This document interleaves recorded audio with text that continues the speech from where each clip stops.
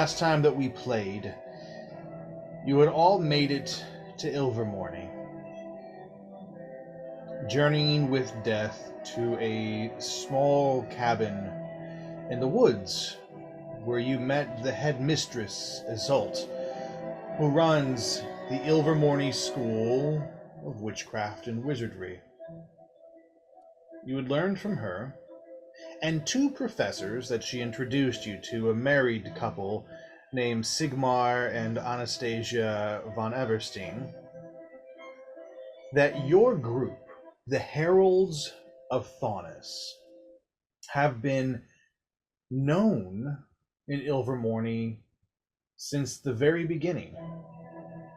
That there is a secret book found by a child named Brom Billingsley, just a local boy, who found in a catacomb a book that continues to write and tell a story by itself. And this story is the story of the Heralds of Faunus. From the time you first met, all the way to your current conversation with the married professors. And in this book, they have been tracking the fall of civilizations across countless dimensions. The convergence is far-reaching, and that unfortunately the Heralds of Faunus have not fixed the problem. In fact, according to Death, it seems that your group has made things worse. And so now you come to the last bastion of civilization. One of the few places remaining in all of existence that still holds one final key to fixing the cosmos. For beneath Ilvermorny Castle, there is a dungeon. And within this dungeon there is a door that no professor, no headmaster or headmistress, no wielder of the arcane arts has ever been able to open.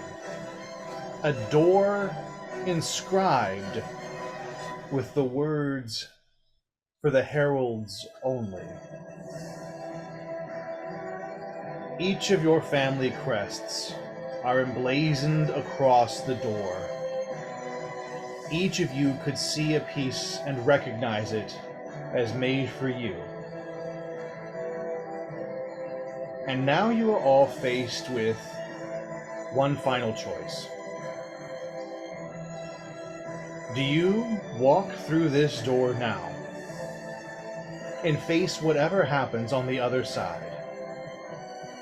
Or do you take a moment to rest, to explore the castle grounds,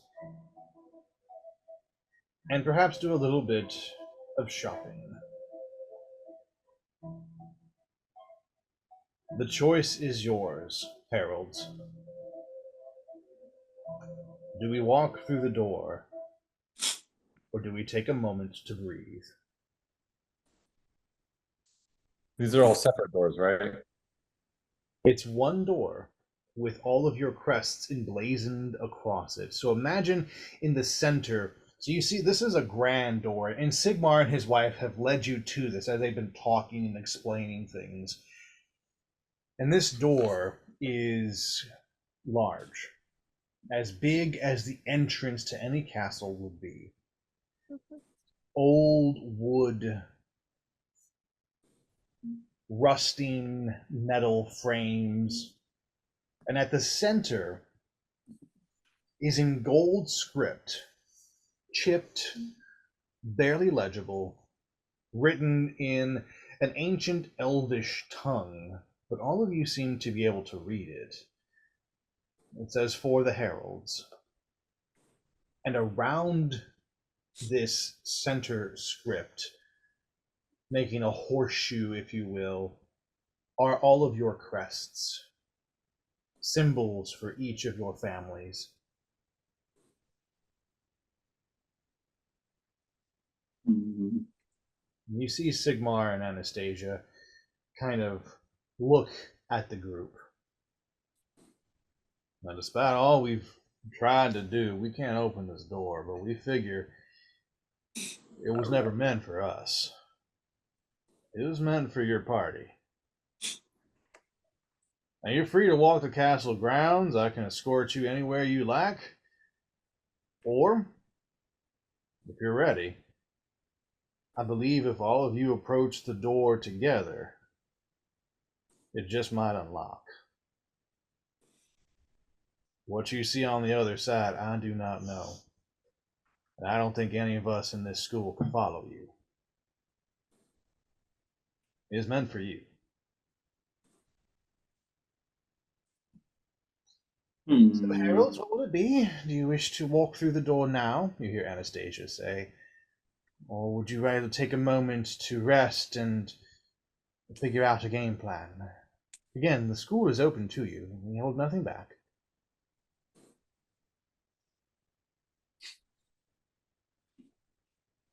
I think we should take a minute, rest, regroup, Yeah, now that we make a just plan. fresh got our memories back Yeah. and are not fighting for our life. Yeah.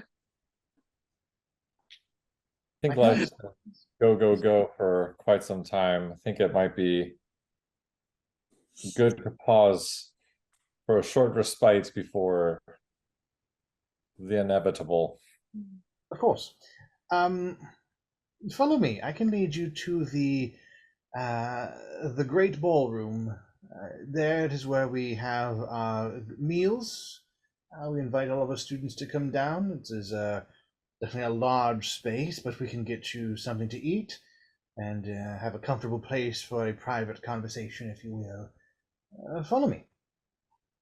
And you walk with Anastasia, and she leads you out from the dungeon area, which is almost like a cellar next to the main entrance of Ilvermorny. And as you come out of this cellar, you turn across a graveled pathway in through the main doors of this of one of the buildings at the Ilvermorny School. In fact, you notice this is the largest building, and Anastasia mentions this was one of the first places that was constructed back when Isolde and her husband and two children were founding this school. We needed a place to house everyone, and for a time, this is where the dormitories were. Everyone slept and ate here. Most of the classes were conducted here, but as we grew, we needed more space over time. As you pass through the doors, you notice that nobody ever touches a door to open it or even waves a hand. Each door opens by itself and allows the party to enter through. The best way to describe what Ilvermorny looks like is a stately manor. This is not a castle per medieval standards. This is more like the Biltmore estate. I'm sure a lot of you are familiar with Biltmore. It is wooden beams crisscross along the ceiling. Stone cobbled architecture mixes with plaster and mortar to create more walls, more modern walls, if you will, compared to medieval stone structure. There are tapestries pinned across various parts, and you notice that these tapestries represent the various houses at this school. You see images of a horned serpent, a creature very cat-like in nature that is a wampus. You see the Pugwudgie crest, which is this little hedgehog-looking soldier person. And finally, this grand bird with multiple wings, very much like an eagle, but the size of a dragon, which is the crest of the Thunderbird school. And they take you in underneath these banners and tapestries into a very large hall, a grand ballroom. And in this ballroom, you can see multiple circular tables kind of spread out, but you notice that they're grouped. And you can see that they're grouped underneath these four houses. Um, there are very few students there now, just a few here and there with some books open, writing with their quills. Some have their levitating objects as they practice different magics in front of them. But they all take notice as the party walks in. This maybe dozen or so students in this large ballroom, and they kind of whisper amongst themselves as they watch the heralds walk in.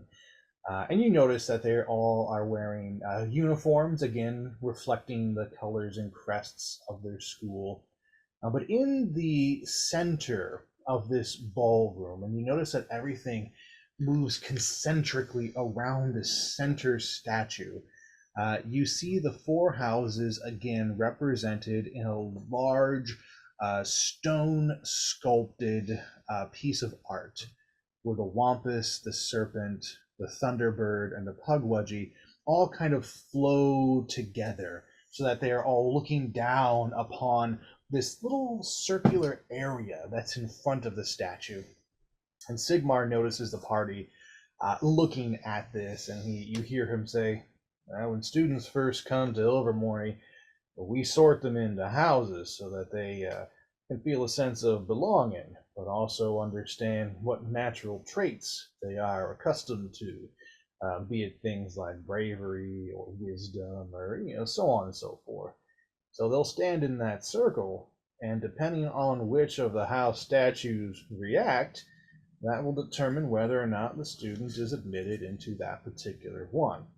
There's been a few rare cases where multiple statues have reacted, and of course, the student gets to choose where to go. Yes, Yasin, is it? Yes, that is me. I would like Yasin to go and stand before the statues Oh, just to all test. right. Uh-huh. You kind of see Sigmar like well, hang on. I mean, not sure. What the hell? And Yasin does. You walk up to this worn circular area in front of the statues, and you stare at all of them intently. But the most interesting thing is that you feel them stare back at you. And being this close to them, you instantly recognize that these aren't carvings of stone. They are magical totems imbued with an ancient arcane energy that your tattoo reacts to. You can feel your arm tingle along along your tattoo's markings because the same magic that was used to create your tattoo, there's something of that ancient magic within these statues. You feel it resonate. And as you feel that resonating, you notice one of the statues starting to react. And it's the Thunderbird. You watch as the Thunderbird's grand wings open because it's positioned sort of like around the statue, if you will, kind of protecting them on either side. But you watch the wings unfurl and it tilts its head back, and you hear this piercing eagle scream. And then the statue tilts its head down to you and nods. Well, I'll be. It looks like if you were a student here, you'd be sorted into the Thunderbird house. Well, at its core, that means you have an adventurous heart. I suppose that makes a lot of sense. Being a seafarer and all, it would take one hell of an adventurous gut to go out into the middle of the ocean. All right. Yasin just kind of shuffles back into the mix, like, just like, yeah, it makes sense. Fist bumps Kieran. Just goes through my fist. I'm like, yeah, I'm still dead. I'm still dead. Damn it, Kieran, focus. Oh no, I do have the metal one, or the stone one. That's like how the BLK arm. You, as Sigmar kind of looks at the group, wondering if anybody else is going to stand in front of the statue.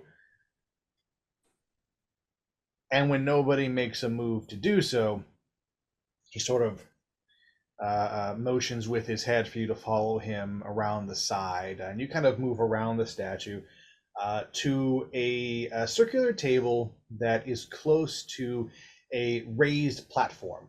And on that platform, you can see a large book that is open, being held by a large book stand, something that a person would stand behind and read. This here's kind of our family history, if you will.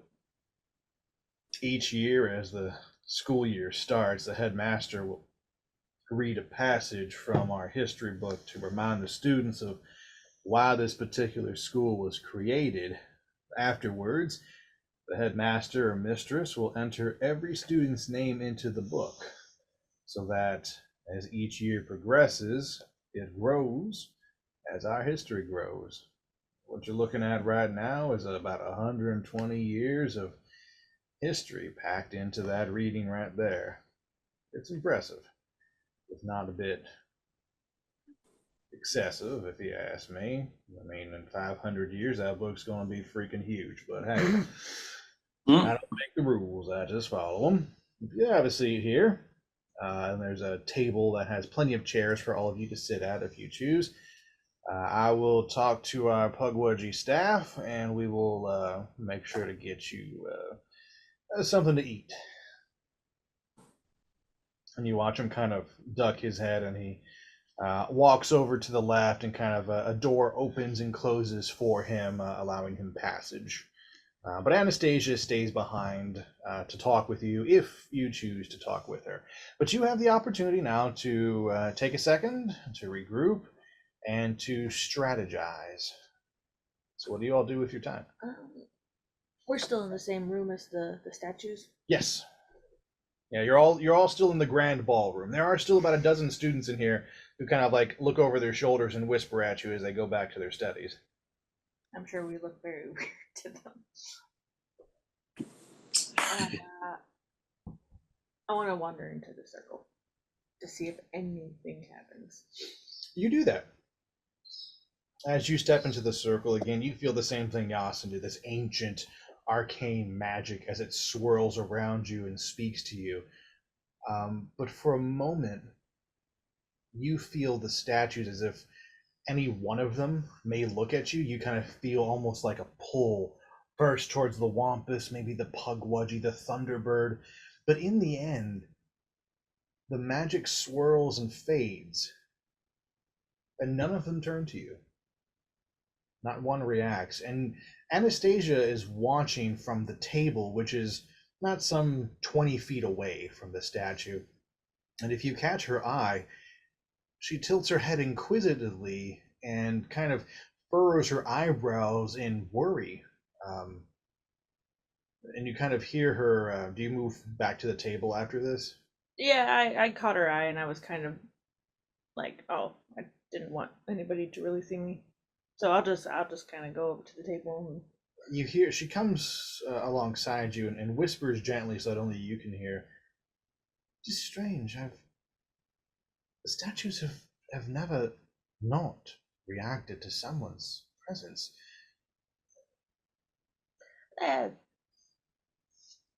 You know, they probably just they had too much of our weird energy.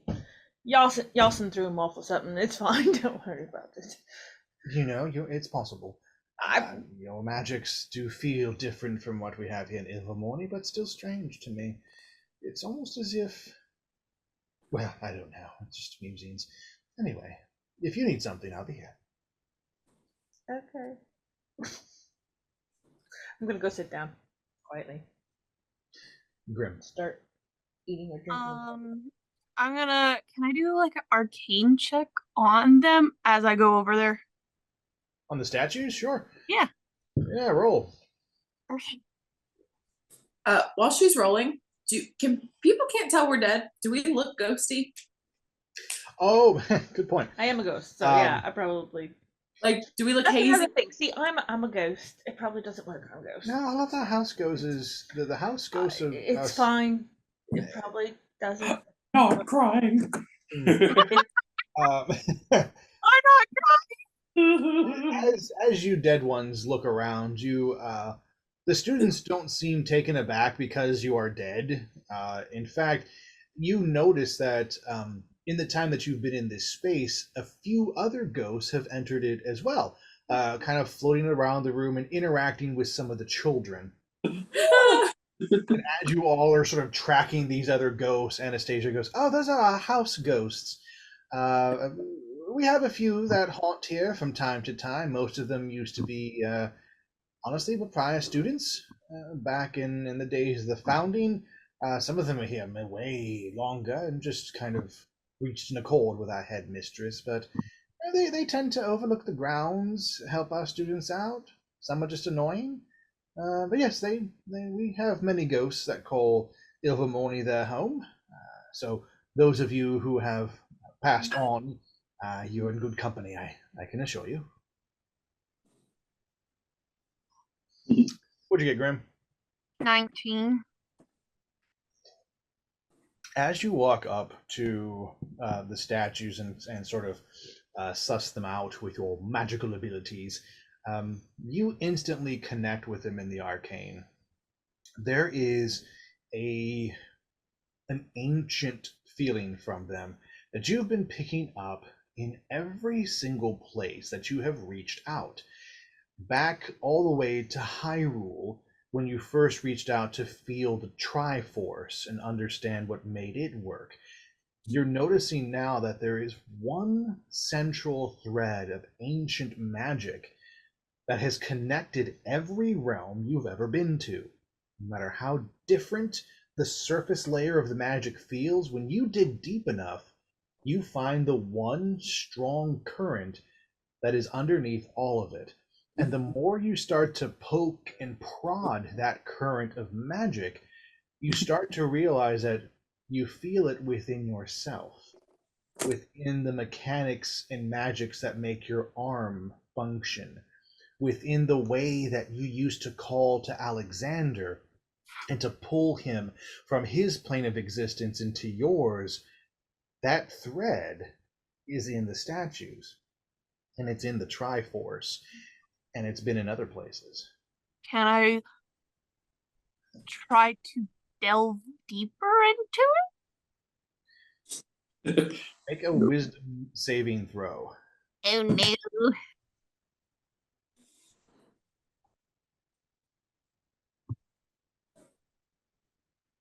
Wisdom saving throw. 20. 30. Dirty 20. All right. I'm bringing something up to help me with this. Wait 1 second. Diddly diddly diddly diddly dee dee dee dee dee.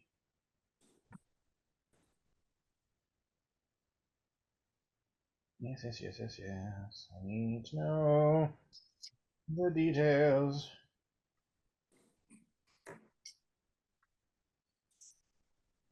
Okay. As you dive into the river, if you will, you just let your spirit just kind of go with this magical force. You feel a presence step in your path. And as you look with your mind's eye, you are in a glade surrounded by trees and tall grass. It's midnight. A full moon is high above you, and it's bright enough that you can see the individual twinkles of a dew on the grass and the trees. And in this glade with you, standing not 3 feet in front of you, is a large panther. Its black silhouette is almost lost in the darkness, but you can see the moonlight glisten off of its muscles and fur. Its face is larger than your chest, and you realize the size of this creature is massive for just being a normal feline. It steadies you with eyes that catch the moonlight and glow with their reflected light.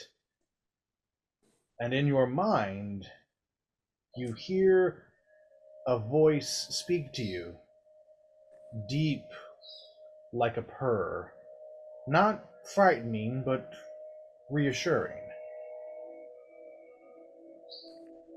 Can I help you? Sorry. I guess I'll just be like, who are you? I am one of the 4 who founded this school. I am the Wampus, and many students come to me for guidance and wisdom. Who are you to enter my glade? I am I guess since they're known, I'm guess a herald of Thonis. Ah, yes. Your coming was expected. Are you here to repair the damage done? If we can. That's the goal. Good. But why is this magic in everything and yet it leads to you? It does not fully lead to me and my brethren, but we are one bend in the river of it. I sense in you the same ancient magic that we used to found this school. This magic is found in other realms, is it not? Yes. Of course. It is one thread that binds us all. One life, or life force, if you will. Everything started from one single thread of magic, and it runs through us all.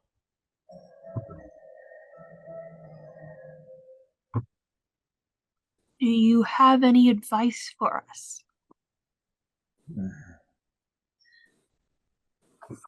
I do. And I appreciate the question. I advise you to keep hold of this one thread. You have felt it everywhere you have gone, Valencia. And that is not by accident. Or is your meeting with me. Had you been a student here, you would have fallen under my house. For as a Wampus, we value... Yes, that's my species. Don't make fun of it.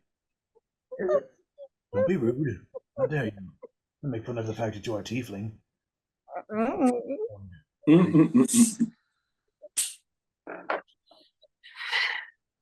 But under my school, we value wisdom. But beyond that, we value a stubbornness to never give up and to never stop reaching for the truth. You have done that all your life, Grim.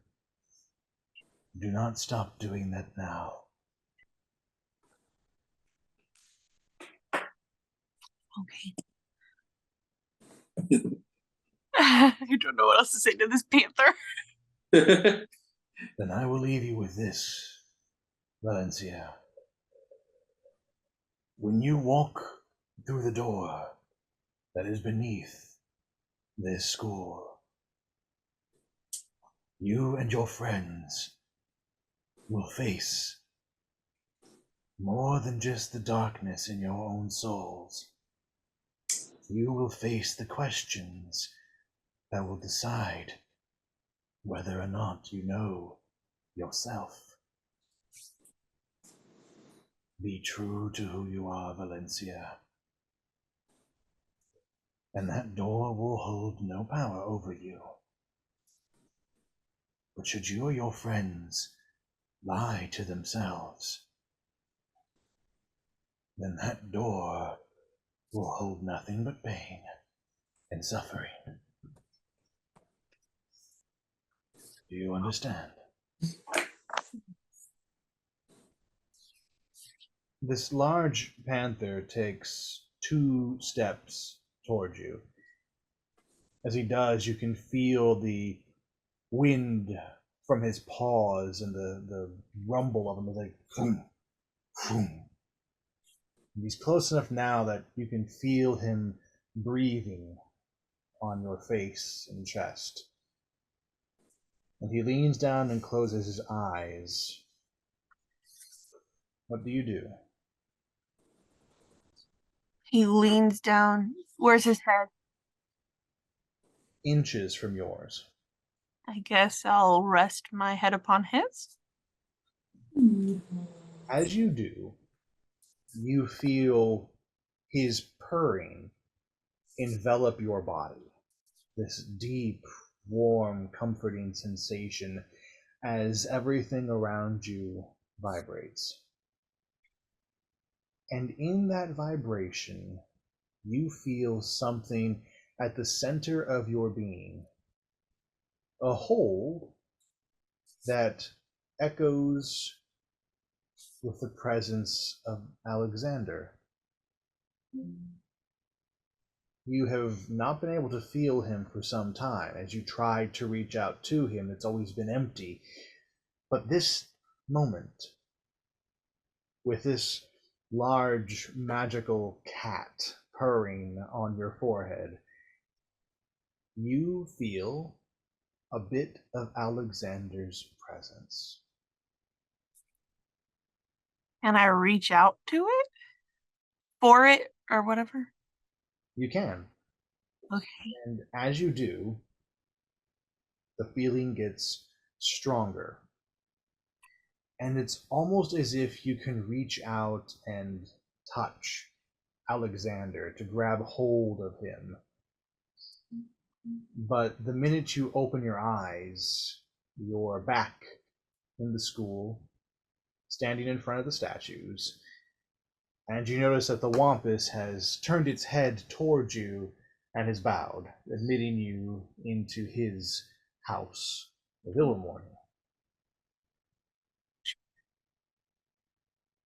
The feeling of Alexander has not gone away, but it has faded.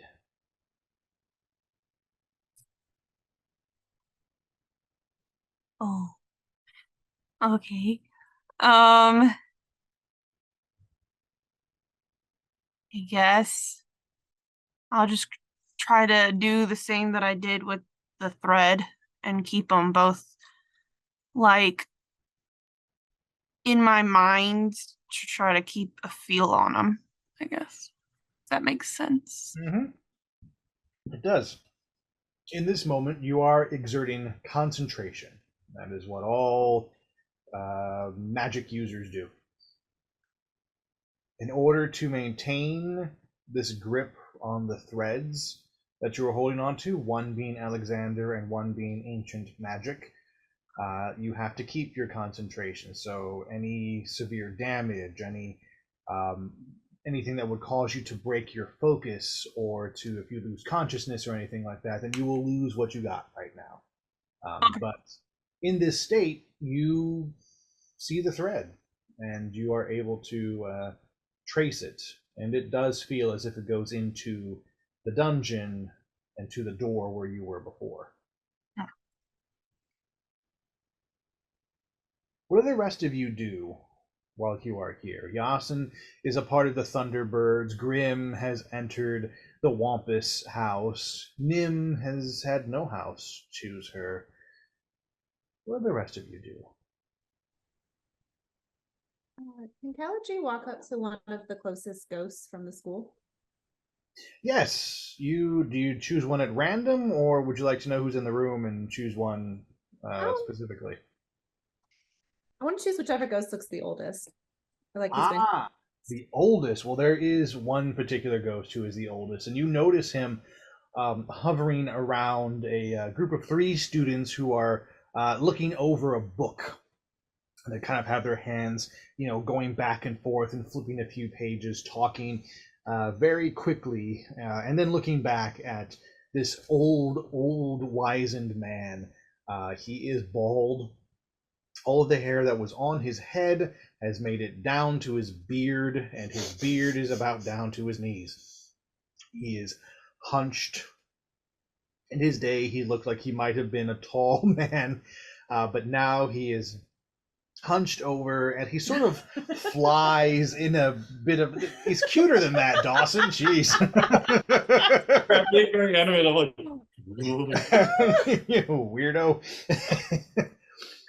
But he does kind of hover a little bit in a fetal position. He's got his kind of legs tucked up. He's got his hands resting over a cane that he doesn't really need, but he grips it, for comfort. But his clothes are definitely not in the same era as the children or the teachers that you've seen.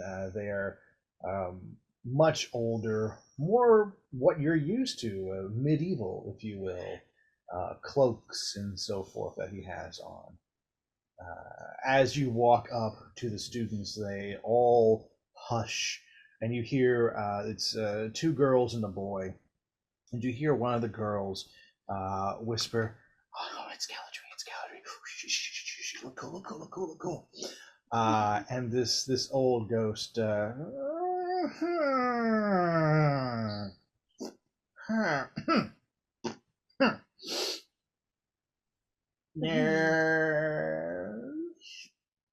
he just kind of looks at you with really squinty, beady eyes, and you notice that his forehead, it's like his eyebrows are permanently stuck in a surprised expression, because he just has like crinkle after wrinkle just going up his forehead. You realize his forehead's actually kind of big.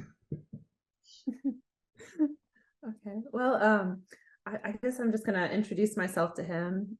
Just say like hi, Galadriel, and then ask him what his name is. Yes, Galadriel, I suspected as much. The book had foretold you would come. My name is Abacus. Abacus, a doodle at your service. How long have you been here, Abacus?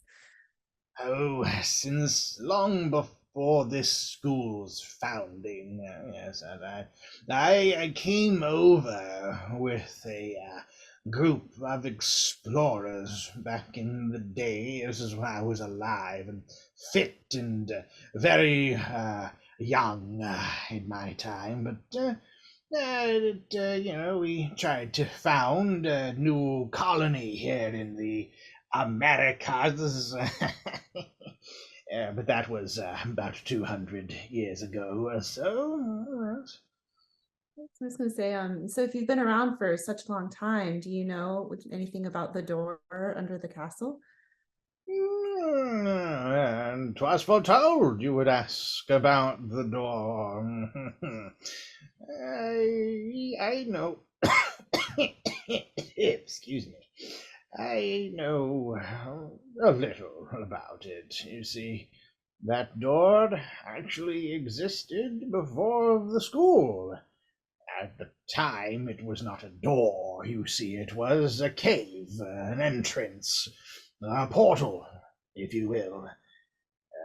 There were some in our party who understood the ways of the arcane and the magic, and we sensed that this portal shouldn't be trifled with. It felt like a vortex that would suck your soul in and not spit it out, It felt dangerous, so I was quite surprised when our headmistress, Salt, decided to build her school over this, well, hellmouth, if you will. Do you have a reason for doing that?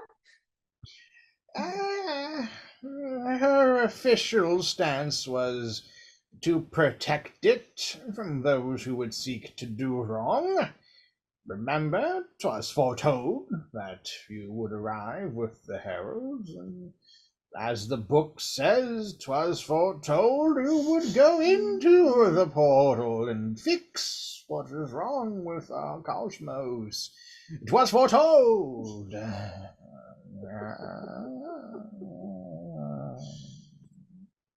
Would the book maybe give us does it give us any advice as we head into this mystery? 'Twas foretold you would ask for advice. 'Twas foretold, Grib would say what she just said there. Oh my god, 'twas foretold. Sorry. My personal advice to you, Caladri. Is there anything in your past that is unfinished? Things that keep you up at night, that make you anxious, that make you feel as if you could have done something? 'Twas foretold you would nod your head in such a way. I offer this advice. Prepare to resolve those issues of the past. The door, it is not evil, but it is dangerous. And nothing is more dangerous than unresolved issues of the past. Be prepared for those. Face them with courage. And for God's sakes, resolve them. And then all should hopefully go well. If not, we all die.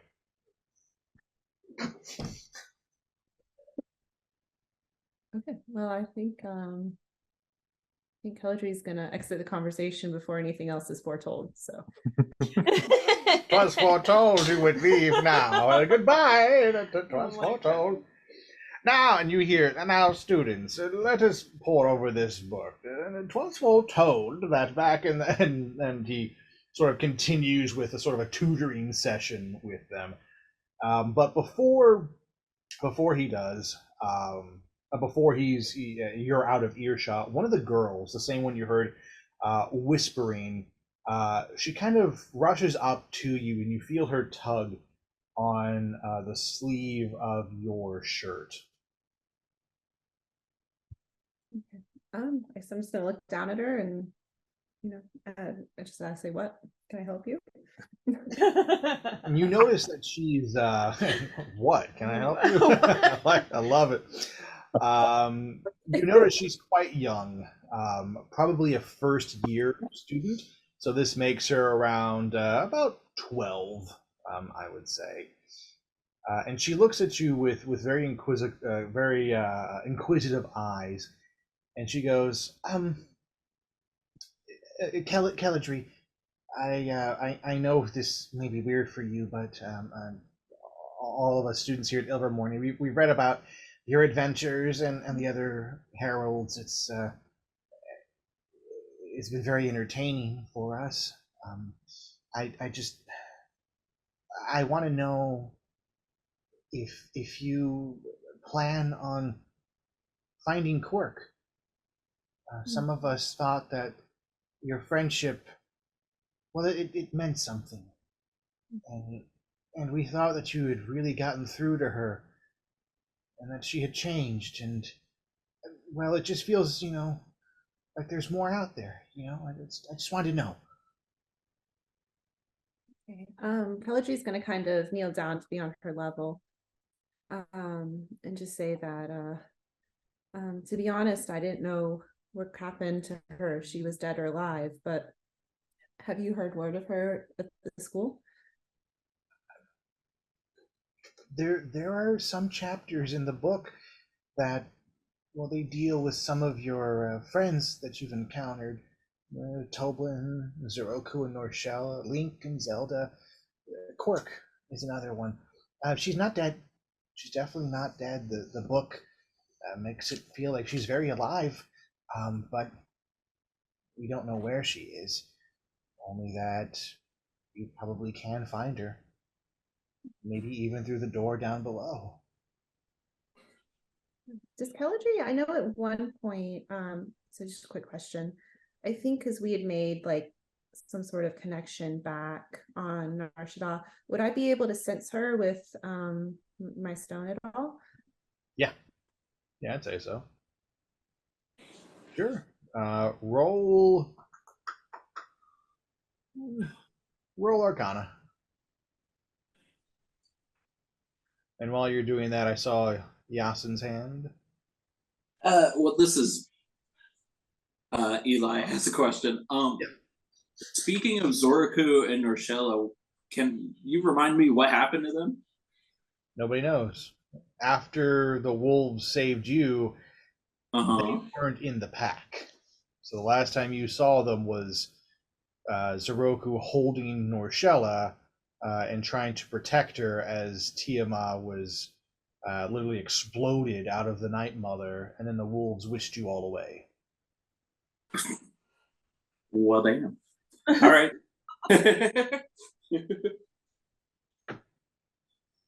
Galadry? I've rolled a 5. 5, the mighty 5. As you sort of center yourself and try to see if you can feel Quirk's presence, you gain the tiniest glimpse that she could be somewhere closer than you think, but you can't pinpoint anything exactly where. It's almost as if you hear an echo that was miles away in a cave, and you can recognize the voice, but you couldn't tell exactly where it came from.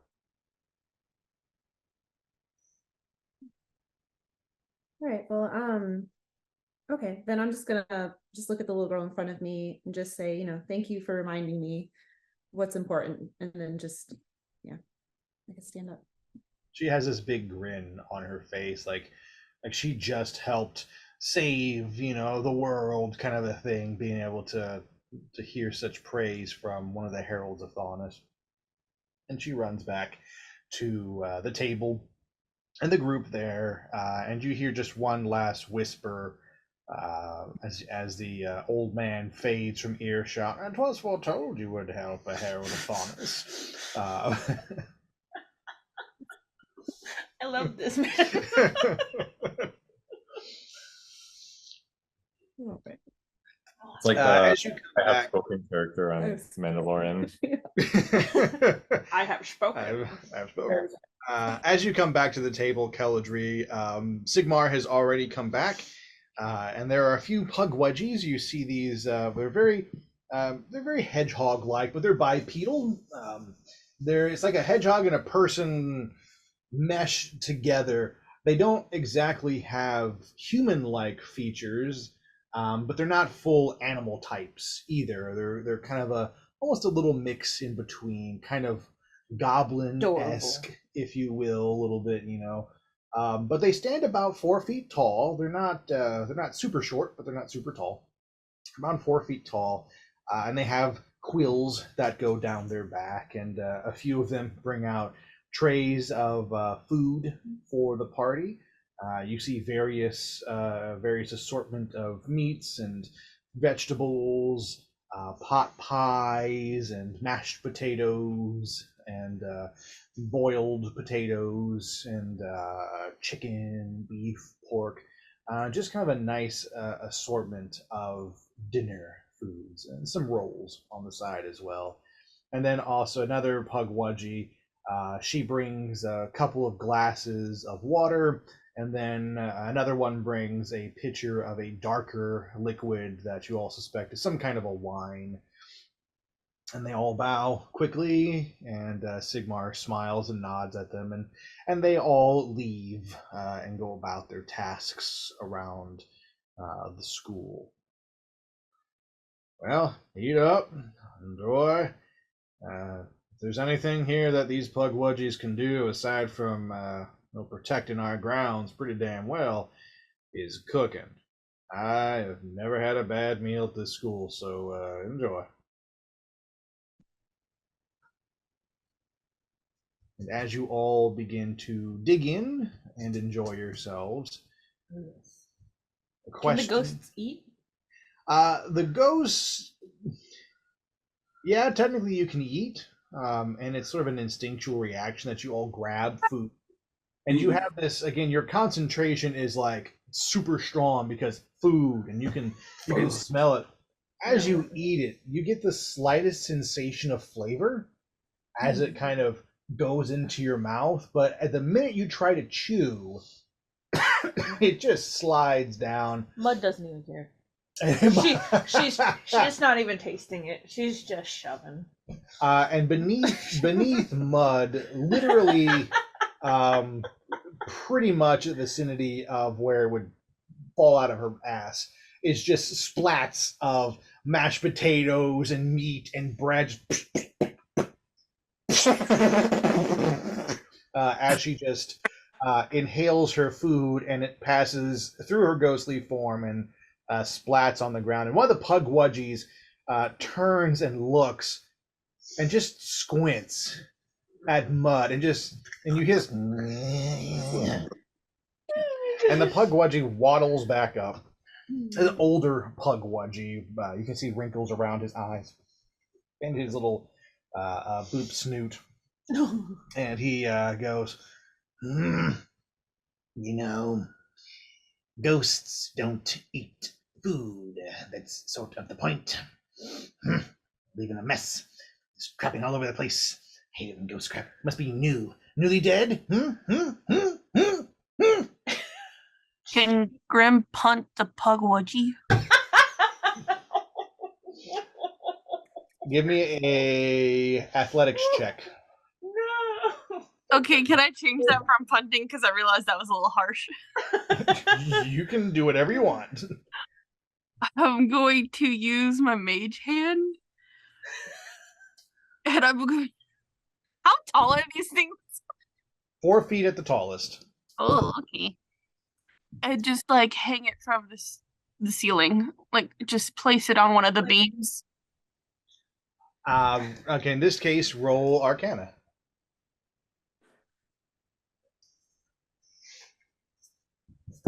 We're gonna get kicked out, and we just got here. But how will they know? Can't kick out ghosts. Your mage hand. I mean, yeah, I guess it's pretty obvious. But do they know it's mine? Oh well, if they're watching us like a fucking The gothic one with black nail polish, you know, you just. Oh my god, it's not. 22. With a 22, you try to very subtly cast Mage Hand so that nobody can see you. Your fingers just barely making the motions needed to conjure this spell. And as you're making this motion, the Pugwudgie's eyes just and dart to your hand, and you feel the smallest little sting as you find a nettle, just a little porcupine kind of quill, in your thumb as you kind of brought it out to cast. And you didn't even see the little Pugwudgie move. You're not even sure if it came from him or not, but that little pinprick causes you to lose your focus on the mage hand right as it's trying to grab the back of his collar. And he goes, trying to grab me? Think I don't know how to deal with magic? Think I haven't been around students all my life? All right. My friend, yes, newly dead. We don't know ghost things yet. She's. Question: what would I had to make to get there? No, I'm not telling you. Because I was like 21. Damn. Mud stops eating. altogether. Thank She you. just kind of looks down and go. She's a little embarrassed. About time. Learn. Comes up underneath, and he's got this little like broom and dustpan, and just kind of scoops everything into there. You say something? He was just looking at it like, I want to boop it so bad. You don't eat. And he starts pointing at all the ghosts. Don't eat. Don't eat. Don't eat. Don't eat. And you. And he points at Grim. Think I haven't dealt with students before and their piddly poop magic. I have been here since the school was founded. And I'll be here long after you're dead. Fuck you. And you just watch him like just disappear. I'm just gonna turn to Anastasia and be like, I think you have a pest problem. Oh, you've met William. Don't mind him. He's the oldest pugwudgie here. One of the strongest, I admit. But he's a bit of a quiet taste. I think he likes you. He only used one of his quills. There's a few students in the infirmary who have, well, let's say their backsides are going to be sore for a few days. We try not to mess with William. I like him. I like him. I do.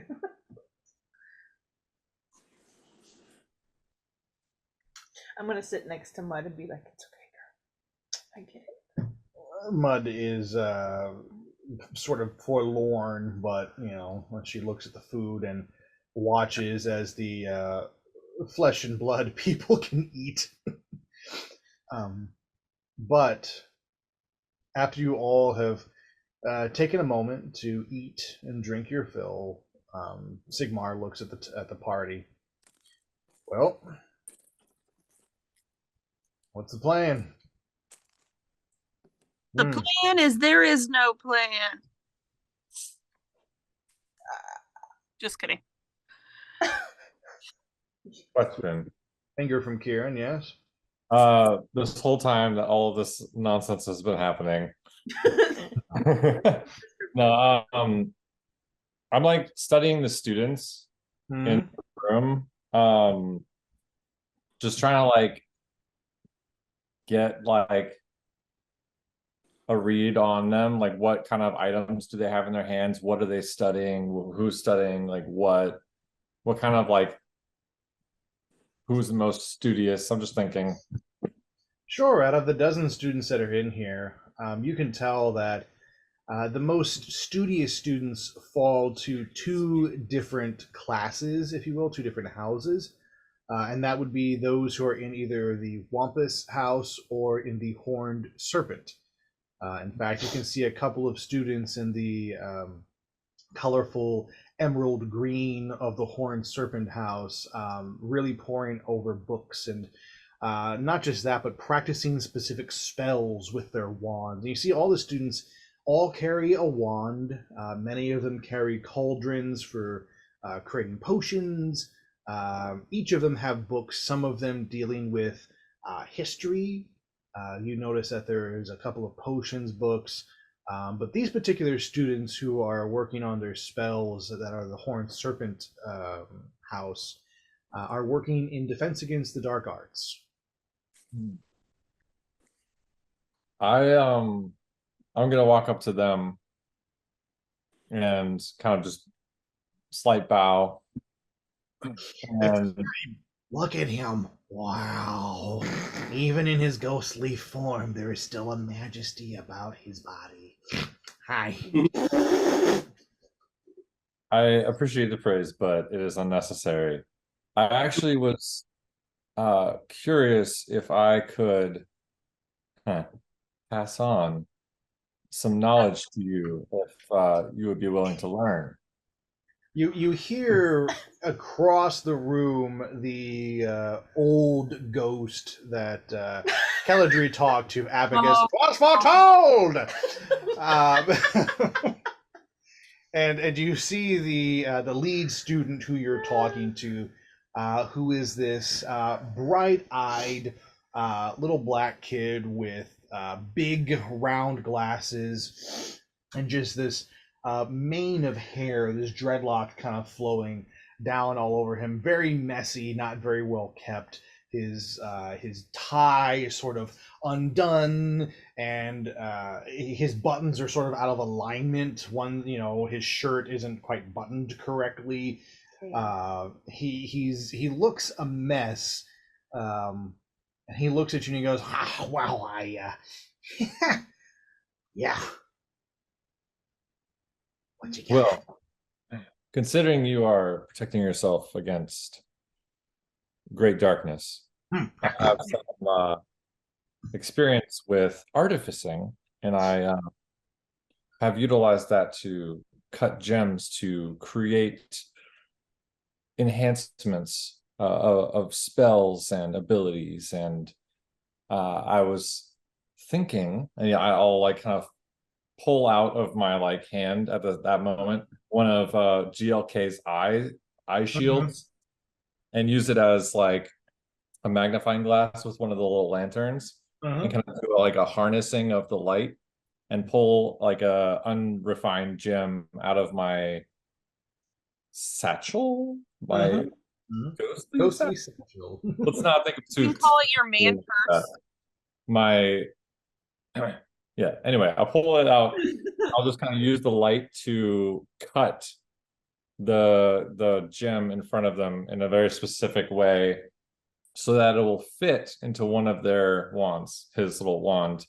And I'll kind of place it in and kind of fuse it and then return it to him and say, try again. Okay. Come on, throw the spell at me. Come on, Arturo. And you see this Arturo, this young Spanish boy. He picks up his wand and he goes, "En fuego!" And you watch this fireball come out of his wand, and a little black boy goes, "Protego!" And as he casts this shield, you watch as the fireball bounces and then ricochets back towards poor Arturo as he ducks behind the table.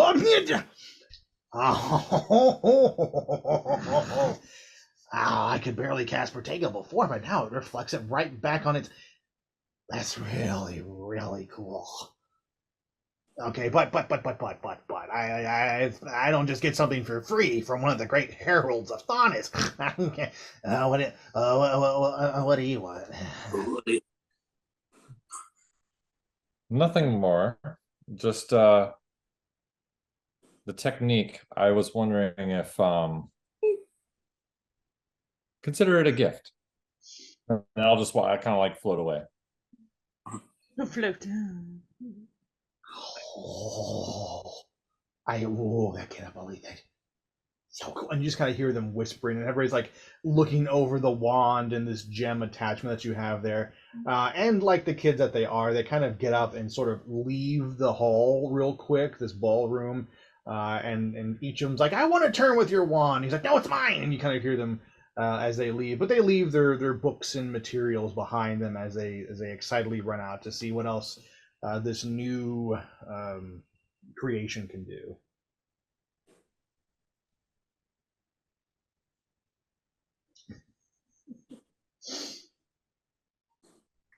At this time, both Sigmar and Anastasia, they sort of look to their pocket watches.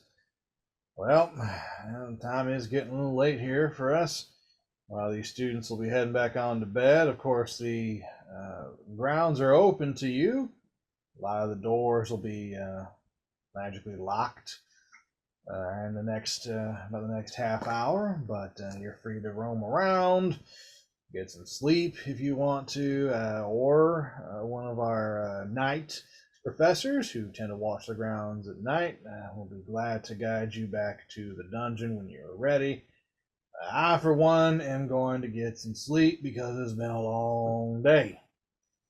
Anastasia, love, would you like to join me?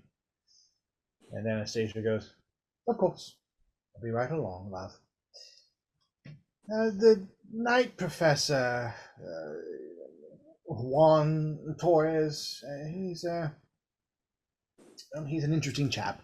I don't make eye contact too long. Don't engage him in conversation for longer than you need to. And you may want to make your way to the door as quickly as possible.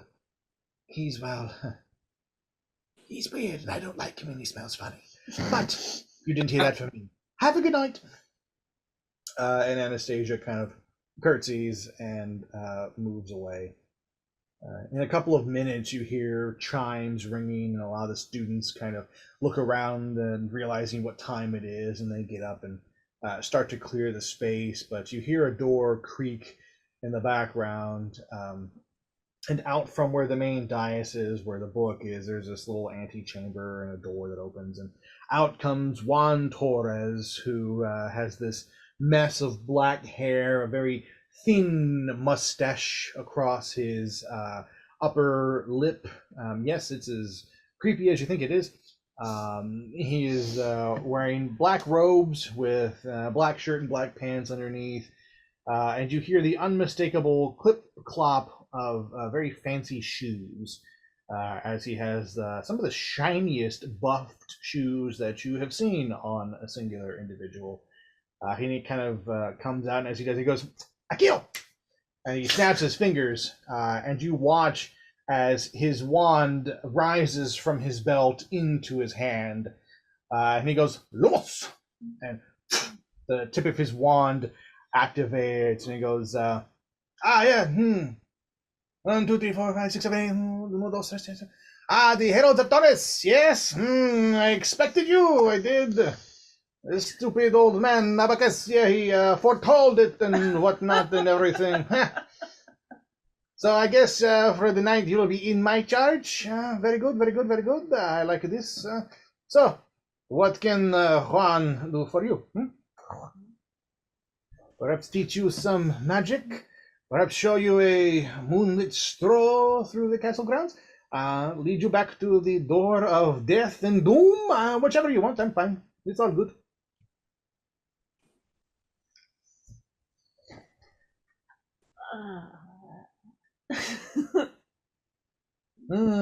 Can't get your tongue, I see. Oh, very good, very good. I see our future is in great hands. I am not worried at all. No, of course not. What could go wrong?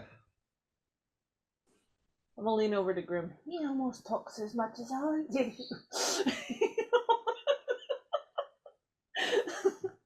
Not another one. So what do you guys want to do? Don't know about these chaps. What, being a ghost and all, I don't think we sleep either, do we? I've seen a ghost like nod off before. I don't know if like the whole sleepy sleep thing is a part of it, but they do seem to rest. I've never really stopped to ask. I could Abacus. Hey. No, he's really. What's what told you with Juan Torres? Why? Come here. Akio, come on. And you watch as he goes, Akio, which of course is his variation of Akio, and you watch the ghost kind of get like pulled over, like by his chest. I wish you'd stop doing that, and your accent is screwing up the spells. Shush. Tell me. Do ghosts sueño? What? I don't understand your wickety-wackety tongue. Do you sleep, man? Do you sleep? Yeah, I've been known to snooze from time to time. It's not necessary, but it feels good. Yeah, I sleep. Okay, good. Thank you. So, there's your answer. We'll lean over to Killadry this time and be like, was his sleep foretold? That's was getting pulled by the chest foretold. Was being That's what I was thinking. We're told soon.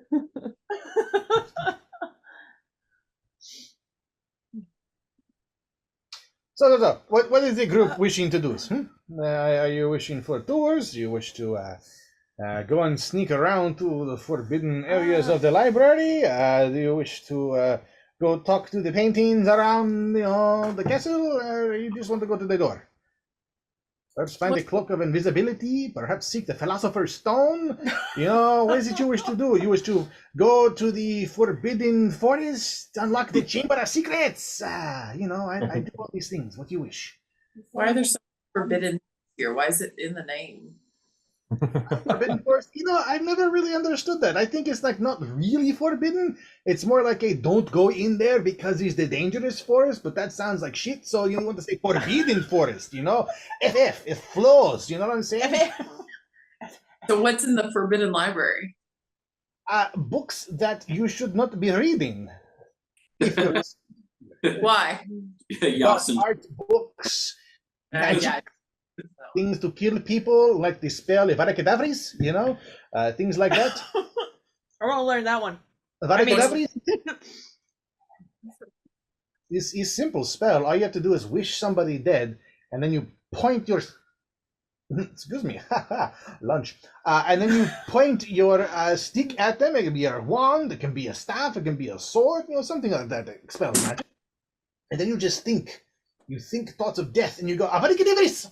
And then, people die. It's one of the forbidden curses. You're really allowing us to do a lot of things that are forbidden. You know that, right? Well, I have been known around campus to be called the Forbidden Professor. Do they allow you to profess? No, I have to keep the grounds tidy, and I look over things, and I've been demoted several times. But This is the best. he's the best. I get to wake up every morning at 5 a.m. and make soup. Love it. You are a professor of soup? No. Before I was demoted, I was a professor of the dark arts. You see, they thought that if they taught the students, about dark things, that perhaps they would be less inclined to do the dark things. And actually the opposite happened. Who knew? After that, I became master of soup and the grounds and things and stuff. Soup is important. Funny thing, Pagwajis cannot make soup. I am the only man who makes soup. What kind of soup do you make? I am glad you asked. And he pulls out his wand and manifests a recipe book. And on the front of the book, it says the best soup you ever had. And he just flips through pages and he goes, tomato soup, a tomato bisque soup, a lobster bisque soup, potato soup, potato leek soup. I could make a chowder potato grand lobster bisque tomato soup. And he runs through about half a dozen more different soup variations, ranging from some that sound like they'd be tasty to some that sound like they would be absolutely horrendous. Like one where he gets this dark glint in his eye, and he calls it his stinky opossum soup. It's very good. Would you be liking a soup? I'm a ghost. I think I would just make a mess. But if I were alive, your soup sounds amazing. I'm sorry, trying to judge. If a ghost wished to taste my soup, it's okay. I will clean the mess on the floor. But it is understandable. It's okay. So, I ask again. What do you want to do? Apparently, we just want to stand here and talk to you because you're Yeah. I'm quite interested. Thank you very much. I appreciate that. The library is of interest to me. Yeah, I want to go to the library. I also want to know if you have any. I want to spend my vacation at the library. Know if this guy has any culinary hobbies outside of work now. So to the library. Okay. Avante, follow me. Vámonos. Let's go. Follow me. Everybody, let's go. Do I remember which way the door is? Oh, To get to the main door, No, the dungeon. the dungeon door. Roll history. Let's see if you remember. You know what? I don't have any in my dice. That's okay. Any dice will do. Marcella's dice shall have to go. It'll be fine. Okay. Rochelle's actually like, I want to roll for a name. Apparently, history, 13. You have a vague memory of where it is. You feel like you could find it if you needed to. What they can start going. I'm gonna like walk behind like I'm actually doing something, and then just kind of like Roll stealth. okay. Yeah, Nice. if it's not. Roll it with advantage. You are dead, and you don't really make many noises, so. Only when with- my mouth is open. Okay. Plus 5. 17 plus 5. 22. Yep.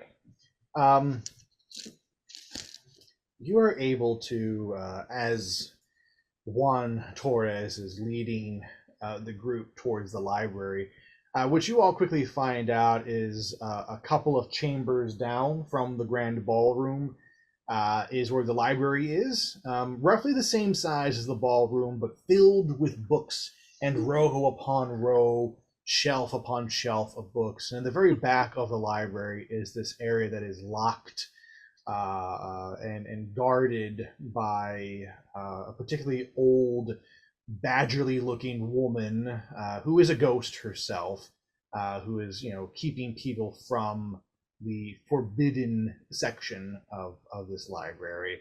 But in all of his boastful talking and talking with Estrella about his different culinary feats, which go beyond soup. Soup is just how he got started. He's actually very much into bread and cheeses lately. He considers himself in his cheese era right now. Is he gonna move on to charcuterie boards next? He does mention charcuterie boards. How does he say charcuterie? Charcuterie boards. Charcut- Very, very a big thing. The charcuterie. So he's French. He's very, very French. So all of this is distracting enough to the group that you make your way to the back and then out. And you retrace your steps, so to speak. Ghostly steps. Your ghostly steps. And you retrace your way back to the front of this Ilvermorny building and make a quick right. And not too far past the building's edge, you notice the cellar that leads down to where this ancient door, this cave, is.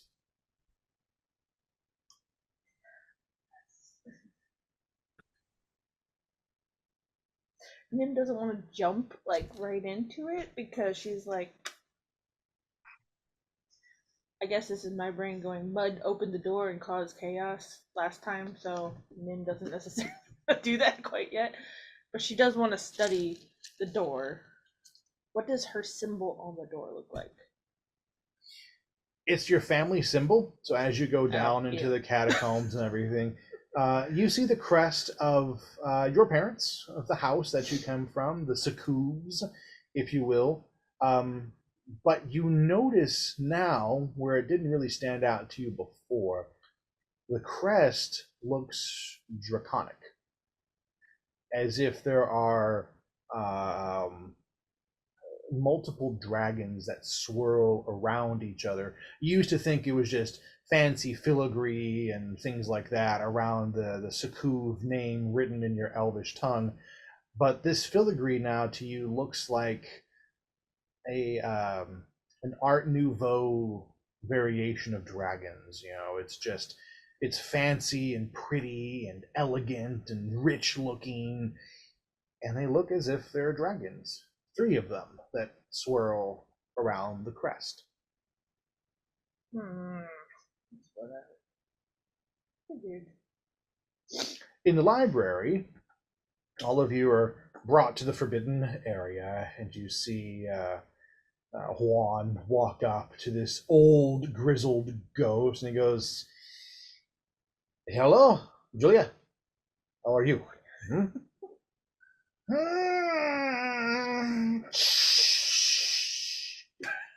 You're too loud, Juan.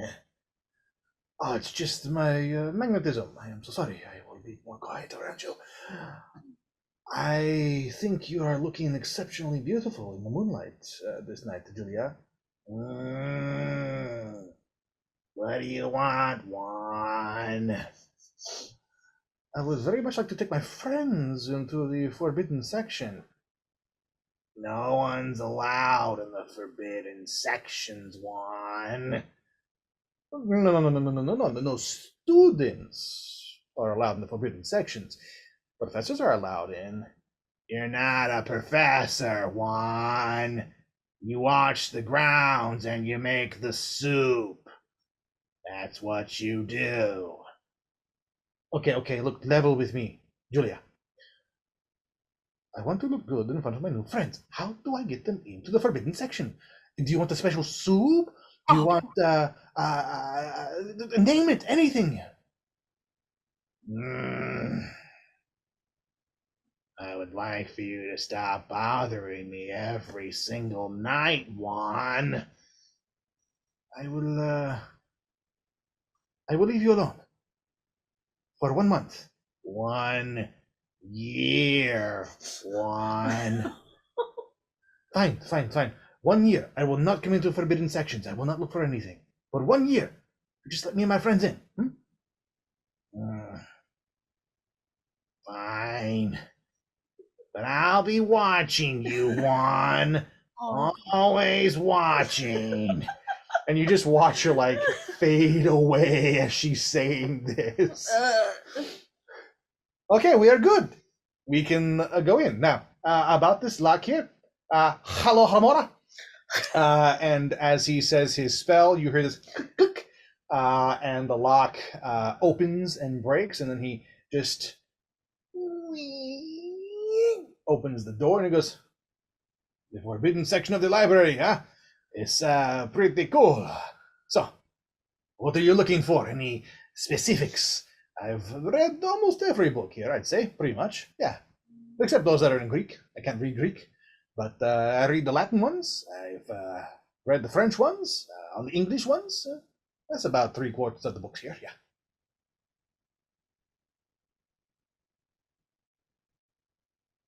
People that want to go to library. As hopefully someone in the party indicates why they wanted to be in the library to begin with. So, are there any books about like? So it's a lot of books about like forbidden magic. This is going to be niche and specific, but magic that would be helpful to someone who's dead. I mean, magic is magic. There is no specifics to death or life when you are conjuring. You know, Alhamora works for you or works for me, dead or not. You know, if you wish to do a spell for Samian, Akil, you know, it comes to you. It's no problem. Dead, not dead. If you wish to summon a Patronus, you just expect a Patronab, and you know, and things come out. So, what do you mean? Like you're trying to come back to life? Is something specific? Mm-hmm. Like, dead people use magic just fine. Okay, all right. Can I do an Arcana check and see if any of these books jump out at me? Sure. Right in your it just One literally runs for your face. Mm-hmm.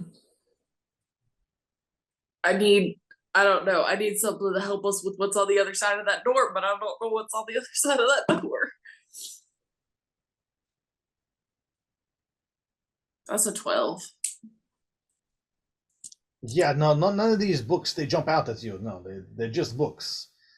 Yep. It's like, But are you saying this out loud as you're kind of working your magic? Like, I just want to find a book that helps with the other side. Like, was that out loud or to yourself or? Oh yeah, it's full on crazy person mumbling. Given the damage that we've done, Estrella is stressing out, and I don't want to mess this next part up. A book to help with what's on the other side. But we don't know what's on the other side. Ah, Shikanza, yes. There is one book that you may be very interested in, I think. But was it turned back in? I hope so. I'm gonna find out. And he just kind of mumbles as he goes around the corner. Ah, I found it! And then you see him like, you know, come around the corner again with a book in his hand. And he puts it down on the table in front of you, the same table that the old grizzled Roz ghost was hovering by. And on this book, you see the same crest and symbols that were on the door down below in the dungeons. This is the book that everybody has been talking about, where they read your life stories, right? Where they see the drama that is you, where they've seen all of your loves and your pasts and all of the deepest, darkest desires of the heralds of Thonis. It is here, in this book. We dub this book The Life of the Herald of Thonis. It's not very interesting, I know, but this is the book that writes itself. In fact, look here. And he flips through the pages to the end, and you can see there was a page written for Yasin getting chosen by the Thunderbirds. There's a picture of Grim in the glade with the Wampus, and then putting her forehead to the Wampus's and talking with him. There is an image of Nim standing in front of the 4 house creatures, and none of them reacting to her. There's one of Abacus going, "'Twas foretold!" with his finger in the air, and literally a speech bubble coming out of his mouth that says that. Keladri talking to the kids, Kieran talking to the others, and gifting the nerdiest of the Horned Serpent students a supremely upgraded wand. All of that is there, all the way to you all standing, looking at the book in the forbidden section of the library. He's And you are looking invasive. at yourselves, looking at yourselves, looking at yourselves. And it's this image as you see tiny little books illustrated that are looking at you. As you can see, all the way up to this very moment, this book continues to write itself out. I myself have read through it many times. There are many interesting romances that you have all come to. Nim, who is not here right now. Oh, very interesting. Where did she go? Oh, Miedra, I'm in so much trouble. I've lost one of the heralds. Oh, shit. But I have read her story many a time. Fascinating. The creepy love relationship between her and Pain. That's so weird. Yeah, we thought so. Yes, it's weird stuff. I hope that they're not explicit in that book. I'm just saying. No. So, what do you all want Does to it show do them with this book? Go to the end. Show me the girl. What'd you say? Show me the girl. Like Beast in his mirror. Oh my gosh. As you turn the page, Grim, and try to go to the end of the book, you see something being drawn and written. And it's you picking up the book and flipping to the end of it, trying to get to the end of this book. And below it, it says, Grim tries to reach the end of the book as it writes itself another page showing what she is doing at this very moment. 'Twas foretold. I swear I could have killed someone. Oh. And Juan kind of notices what you're doing. He goes, there is no end to the book. It is about your lives as it happens.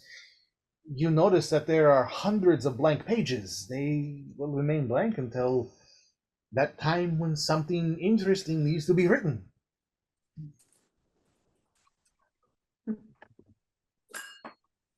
So, in that case, what's at the beginning of the book? As you flip to the first page, again, you notice all the different adventures and everything that happens. But the first page is about Thonis. You see his image drawn on the left page, and on the right you see the start of a story. And it starts off as, once upon a time, there was an ancient dragon named Thonis, who some knew as the god Bahamut. Trapped in his realm between realms, Thaunis pondered and wondered what lay beyond his home. It had been so long since he'd seen the light and gazed upon its beauty.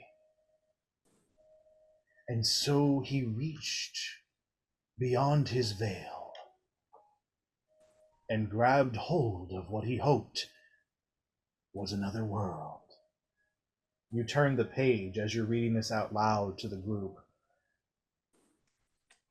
As Thaunis felt another realm, he pulled, and in doing so, created a doorway between his home and another realm, the one known as Hyrule. You flip the page.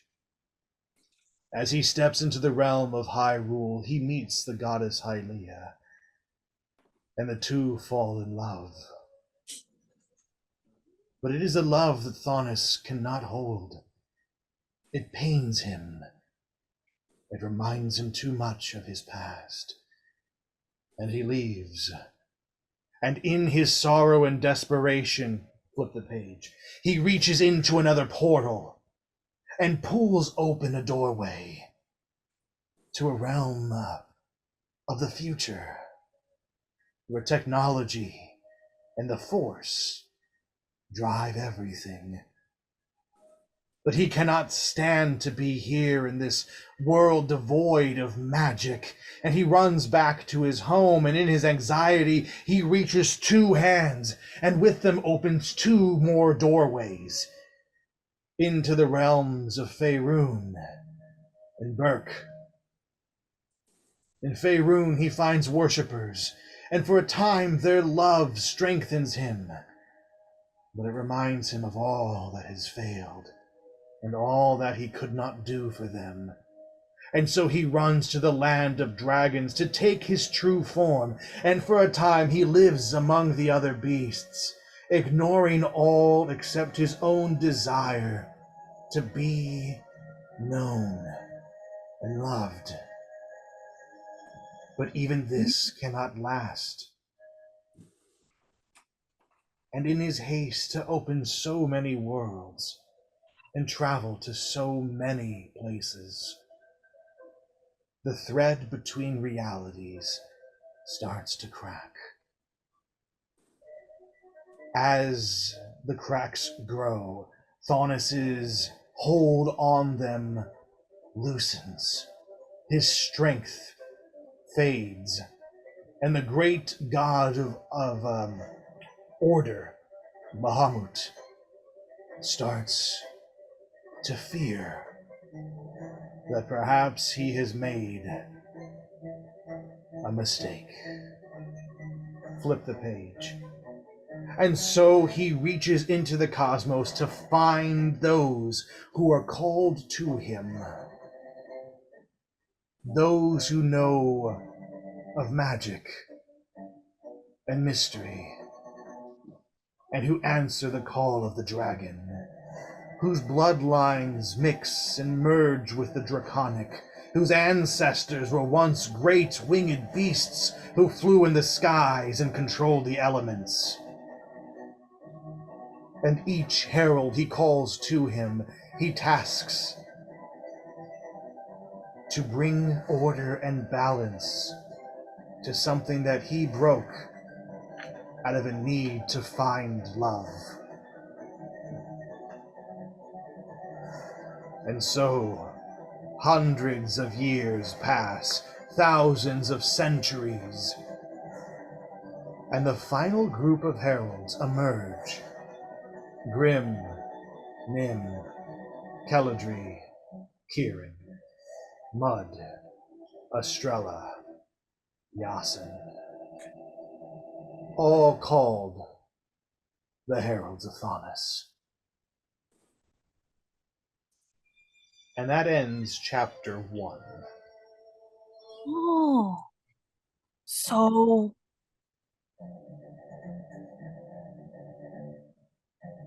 What if we had let the tavern blown up? There's a lot of ideas of What if we destroyed the tavern realm? Would that have corrected since that's where they were all pulled? Sorry, just thinking. Mm-hmm. Juan hears you thinking out loud and goes, interesting. We always assumed that the Tavern realm was an anchor of sorts, holding the realms together. But what happens if the anchor is freed? Perhaps they go back to normal? I mean, it could make things worse, but then how do we know?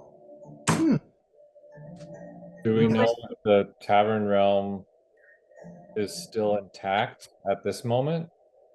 We haven't gone back in years at this point. Mm-hmm. That's true. So the question is, do we still have an instrument? No. I didn't think so. We All use of them your for instruments that ritual. were used to summon Thaunis and Burke. Oh yeah. But Keladri, I was about to say, would Keladri be powerful enough to do that? you could try. I mean, You okay. can try. Let's I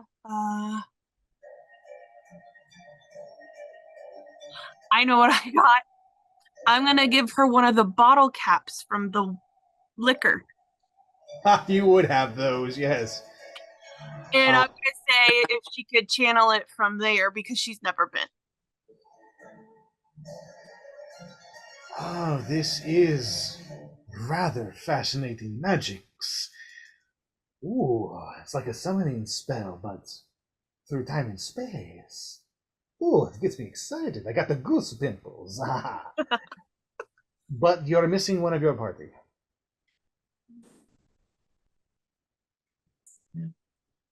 Yeah.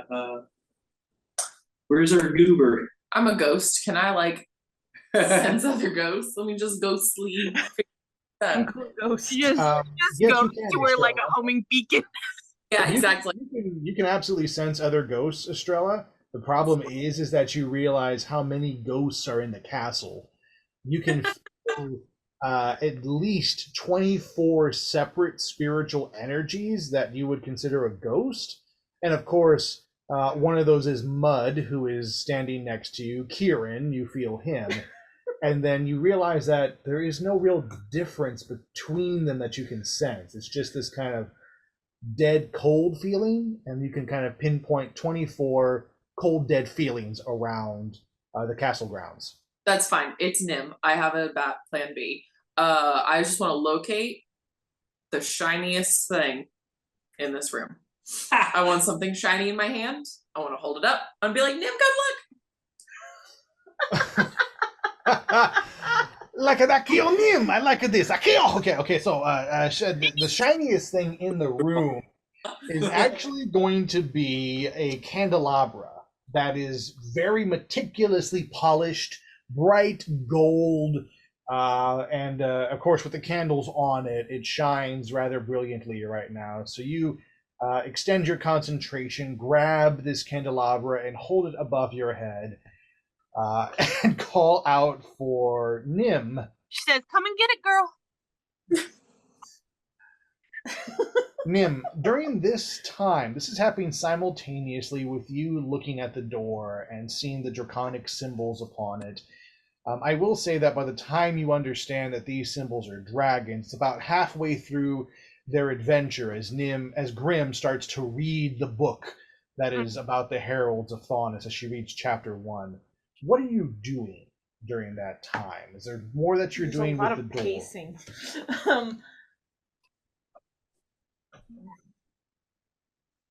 There's a lot of pacing. I'm going to. I don't want to touch the door because I don't want the door to just automatically like suck me in.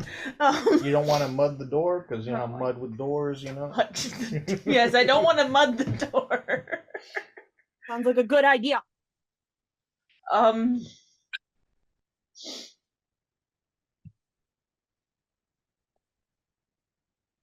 she's going to sit in front of the door, Okay. like cross-legged, and she's gonna finally do one of the things that the monks actually taught her to do. And she wants to meditate, and she wants to dig deeper inside herself and almost reach into a mixture of what happened with Evil Nim and grasp onto why Nin Riani is a title, not a name. Roll. Add your modifiers for history and arcana together, and then roll and add that number. History and arcana. So you settle yourself into a. Are you cross-legged or are you kneeling? Like on your knees, or are you? I was like crisscross. Crisscross, yeah. So you crisscross and you sort of straighten your back. You place your the backs of your hands on your knees. What was your number? 17 plus 4. 17 plus 4? Yeah. 21. 1. 21. You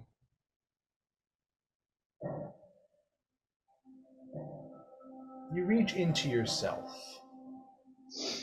as the monks had taught you, way back when you first ran away from home.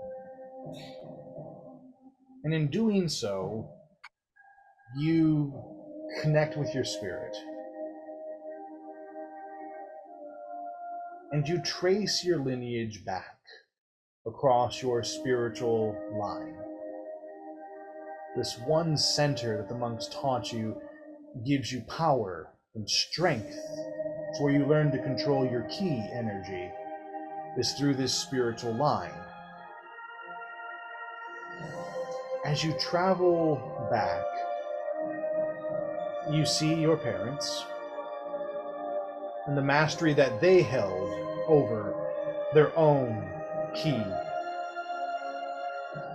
You see your grandparents, who you have not looked at in a long time, and you see their rule over the kingdom that you had called home. The further back you travel, you watch as your ancestors' features change. First, it starts with scales that slowly appear on their face and hands. And the further back they go, those scales protrude horns from the sides of their brows. With each ancestor, they lose more hair and gain more horns and plumage, feathers and scales, until you start seeing Dragonborn deep within your ancestry. And further back still, you see full-fledged dragons as they offer their power to a clan of elves that live deep in the Faerunian forests. This dragon turns into a visage of Faunus,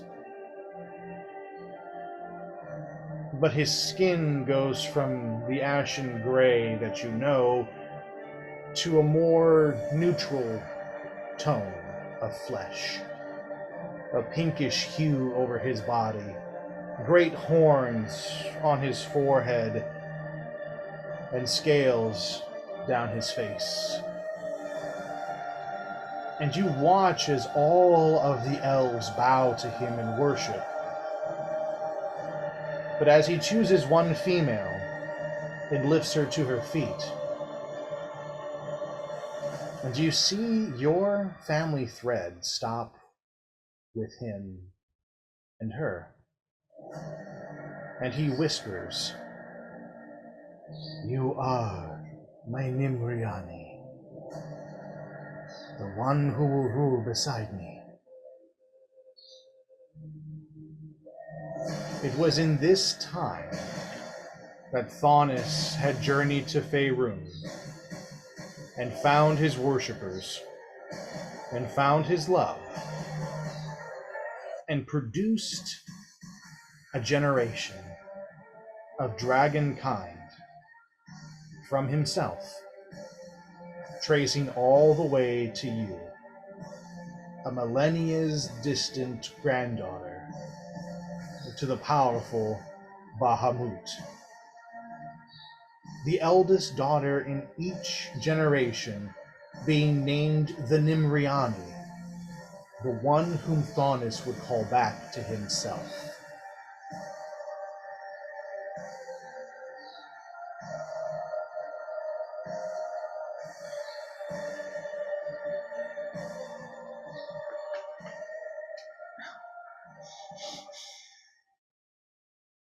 In the time that you find this out, Grim has finished reading the chapter.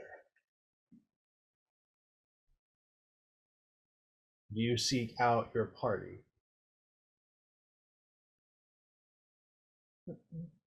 What do you do?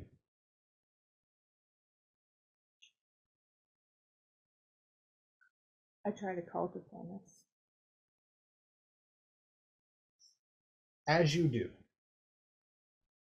you hear Thaunis call back. Yes.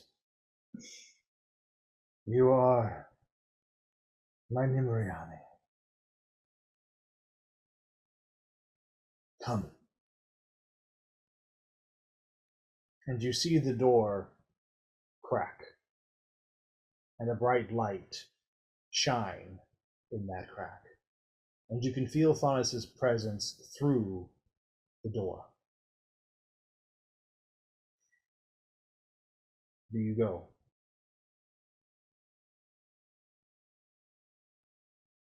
Yeah. As Nim passes through the great door in the caves below, two things happen. A great wave of magic spreads throughout the castle as the door opens. Everyone can feel it.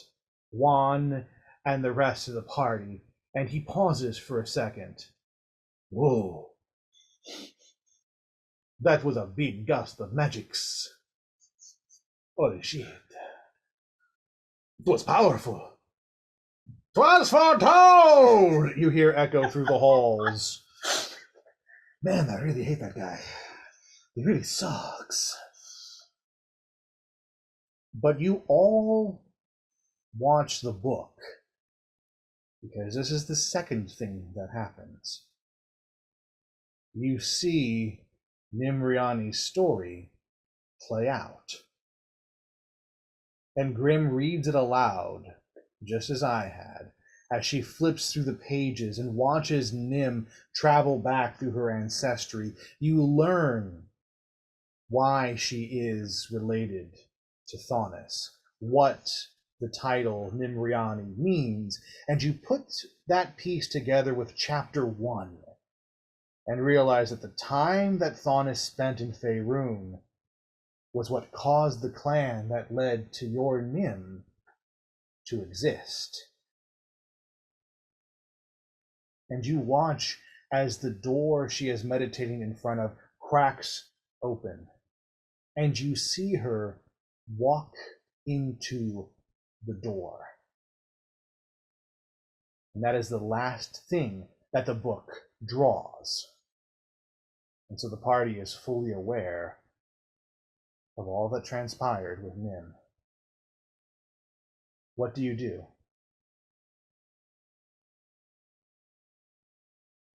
Yeah, Grim. Sorry, I said something, but I forgot I was on mute. I said run to the door? Do any of you follow Grim? Yeah, Yes. I'll stash the notes that I've been furiously writing of my random artisan knowledge into the library books somewhere, and then I'll run. Nice. Full Easter egg for somebody to find. Leaving a little something. I like that. That's cute. Does anybody stay behind? Is anybody doing something different? Cool. Poor Estrella's like, damn it, Nim, every. Oh, running. You all run. Not forgiven. You don't have to come after me. It's fine. First Yeah. Lawson and now you. You all run to the door as fast as you can, hoping maybe that the book is ahead, that maybe it's showing what was foretold and not what is happening now. And you're almost right, because as you cross the threshold into the cavern where the door is, you see Nim's shadowy, ghostly figure cross the barrier before you're able to grab her. Keladri, that part of you that was trying to lock onto the Tavern of Realms gets stronger in front of the door. And you realize that this doorway leads to that realm.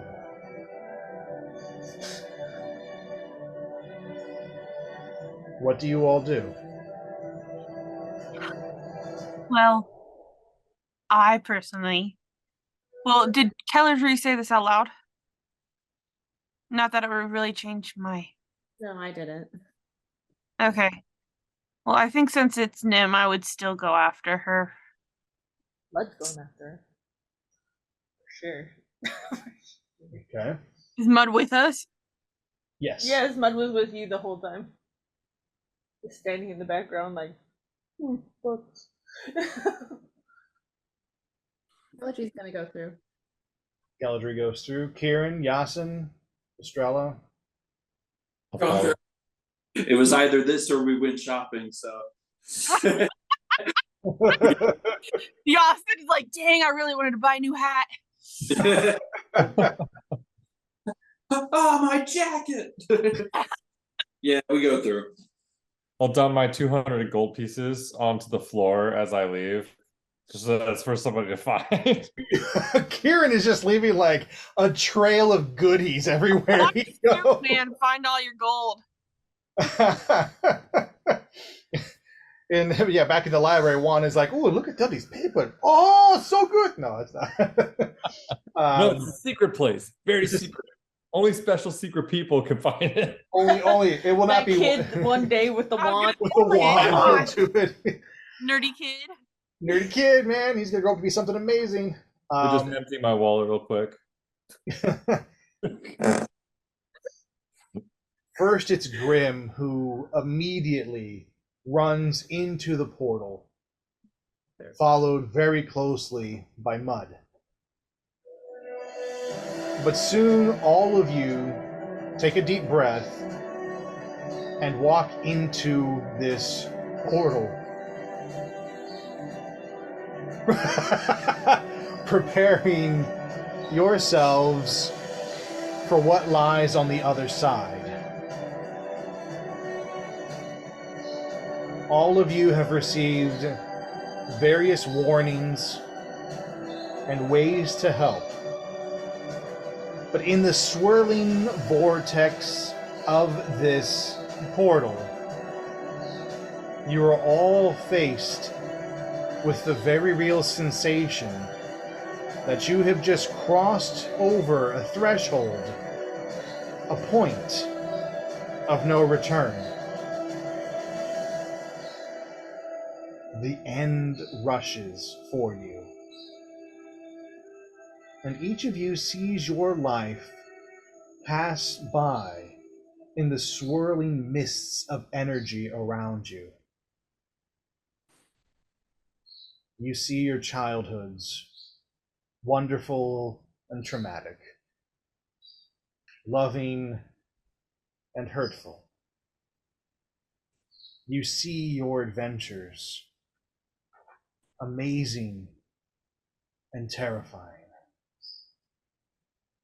heartfelt and heartbreaking. And you realize that everything you have ever gone through has led you to this one moment. As the mists of magic fade around you, you find yourself standing alone. To the left and to the right, you see nothing but endless void, mist, and shadow. In front of you, you see a hedged pathway, a maze for you to transverse and to discover what lies on the other side.